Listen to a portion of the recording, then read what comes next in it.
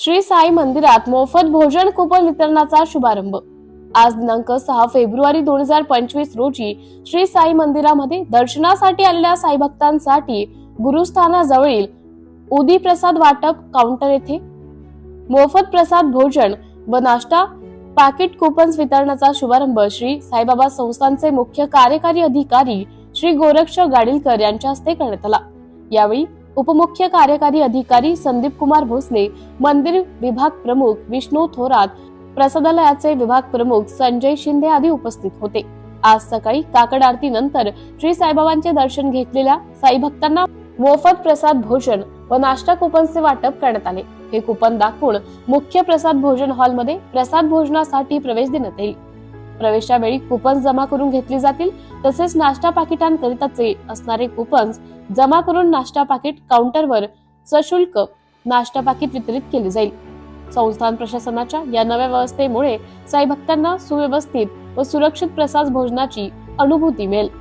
सम्राट news साठी संपादक अजय विघे, शिर्डी, अहिल्यानगर। यामध्ये जवळपास 45 ते 50 हजार भाविक जे आहेत दररोज प्रसादाचा लाभ घेतात।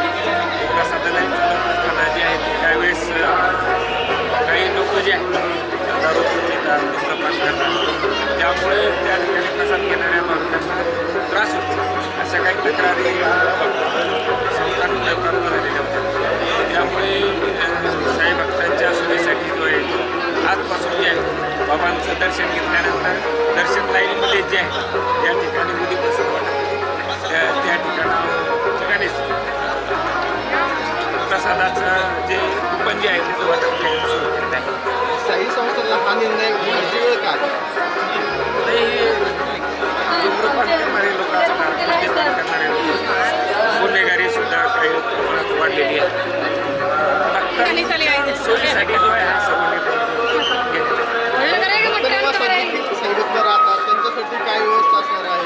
नेमकं साई दर्शन अगोदर ज्यांना जेवण करायचं त्यांच्यासाठी काय व्यवस्था असेल किंवा अन्नप्रसाद पाकिट जे नाश्ता बगड येतात त्यांच्यासाठी काय व्यवस्था? जे भक्त निवासमध्ये राहण्यासाठी येतात ते आल्याबरोबर त्यांचं रजिस्ट्रेशन ज्यावेळेस होतं त्यावेळेस त्यांना नाश्त्याचे आणि भोजनाचे कुपन दिले जाते।